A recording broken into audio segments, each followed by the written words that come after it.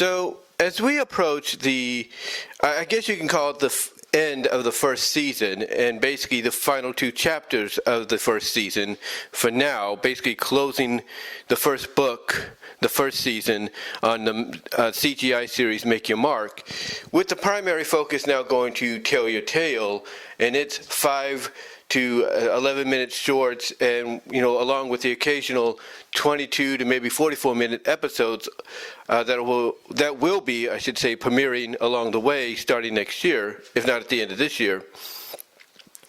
One question I think a lot of fans probably have, when it comes to this, mostly concerns the newest member of the G5 equivalent of the main six, and that would be Misty Brightdawn. You see, Misty Brightdawn obviously is becoming a very popular character. In fact, she basically became popular the moment we saw her at the end of the Make Your Mark Chapter 1 special, the pilot, if you will. And ever since then, the popularity for her character has grown. It has grown substantially, especially when she started to interact with Sunny and Hitch and Izzy and Pip, along the way. And it even got better and better, popularity-wise, as time went on, and people saw exactly, what direction she was going in. But with that said and everything, the obvious question that I think some people have but have yet to ask publicly is, basically, is Misty Brightdawn this generation's version of Starlight Glimmer and Sunset Shimmer? That's the question. That's the question I'm sure some fans have but have yet to ask. Is she this generation's Starlight Glimmer and Sunset Shimmer?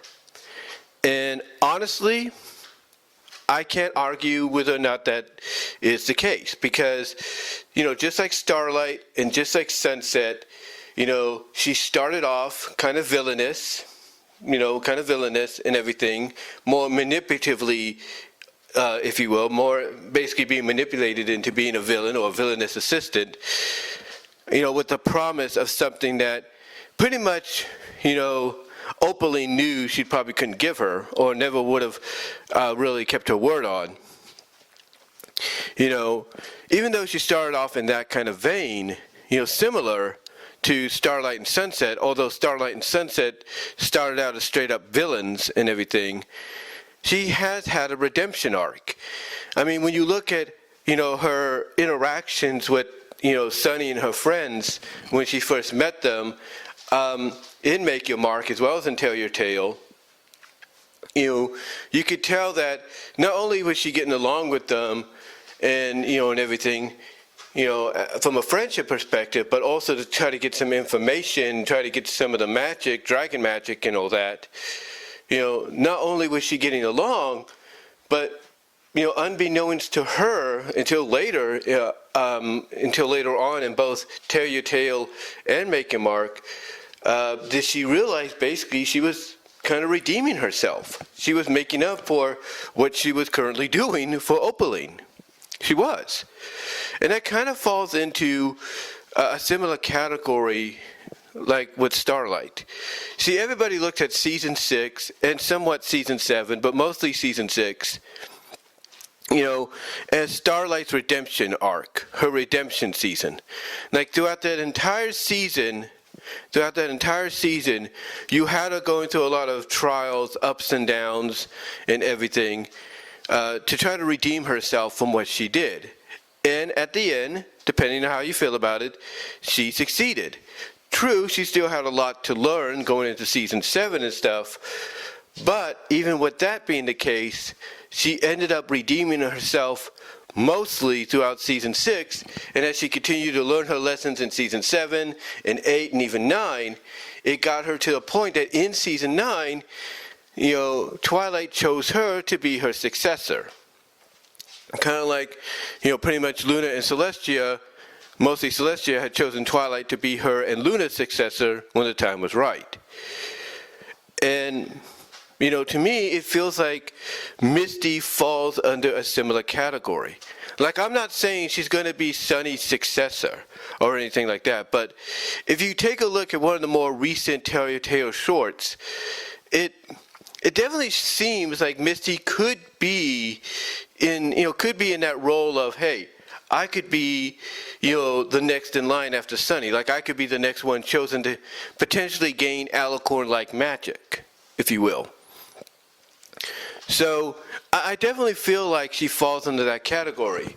The same with Sunset Shimmer. You see, after Sunset basically redeemed herself in Rainbow Rocks and everything, especially at the end of the first film, where she was given a second chance at friendship, but she had to serve her punishment, which she did. But then in Rainbow Rocks, that kind of served as her redemption arc, which a lot of people consider probably one of the better redemption arcs that MLP overall has done, thus making Sunset into the uber popular character she is.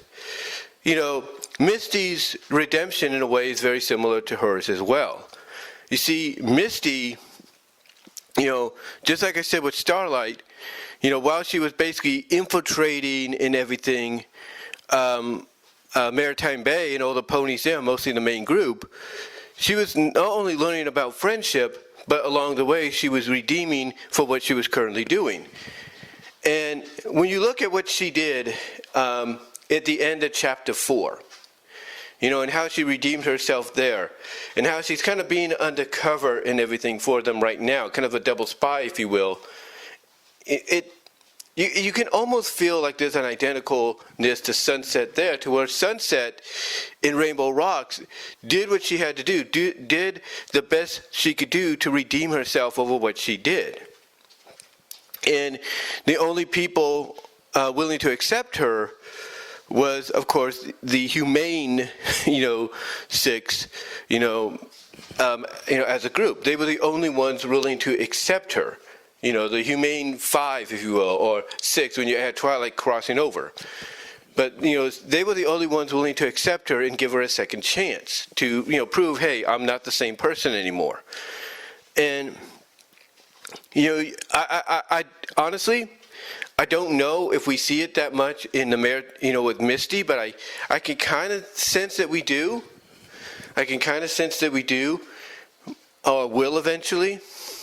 But honestly, there is that identicalness with Sunset as well, to where, again, but at the end, as I mentioned, of Chapter 4, she basically fully redeemed herself for what she did. Because she even said, look, I'd rather be a pony with no cutie mark than be somebody that does the wrong things, or be a pony that does the wrong things. So to me, she has overall those identical traits to both. Like Season 6 in Friendship is Magic, and somewhat at the beginning of Season 7 was Starlight's redemption arc. The identicalness to that was her, even though she was infiltrating them, kind of redeeming herself and actually feeling sorry of, what she was going to have to do, because she still held on hope to something that may not even happen, courtesy of Opaline. But, yeah, to me, I know it sounds like I'm rambling, and it is early, so I do apologize. It is early. It's about 7:51 in the morning while I'm doing this. But honestly, in my opinion, I see it. I see her being very identical to Sunset and Starlight when it comes to redemption. I really do. I see that there are certain moments that are very identical. Like I said, her, gaining friendship and everything throughout her infiltration and starting to really question what she was doing, identical to Starlight. Like, because here you had Zip being the one that was more suspicious about her than anything else. But she was able, even when she revealed what she was doing and made up for it, she was even able to win Zip over. She was able to win Zip over. So over time, she was redeeming herself for what she was currently doing. I know it may not, and again, I know it may not make sense to some people, but when you look at how season 6 made up, was used as Starlight's redemption season, you can kind of see similarities, like little tidbits taken here and there. And then with Sunset, kind of similar. Rainbow Rocks was her redemption arc, if you will, and she basically, went out of her way to truly prove, hey, I am not the same person anymore, or the same pony anymore. I am different. I am a changed person. And as crazy as it sounds, that you see and feel that identicalness with Misty, because when she basically pushes the rock down and everything, or not the rock, but the staff down or the stick down, the staff, I think, or the crystal, whatever it is, that she uses to pop the bubble to free them, in a way that's kind of very similar to Sunset, helping Twilight in the Humane Five, the human versions of the main five, if you will, to defeat the Sirens and help save the school and prove, hey, look, I'm not the same anymore. I'm not what I used to be. I'm not what I used to be. I am, I'm different. I've changed. I've learned my lesson. And again, I know it sounds strange to make that kind of a comparison, but it is there. It is definitely, most definitely there. Whether people want to agree with that or not, it is there. It really is. But that's just my opinion. That's just my opinion, guys. What do you think? Do you believe there's somewhat of a similarity, redemption arc-wise, with Misty, Misty's arc when you compare it to Starlight and even Sunset's?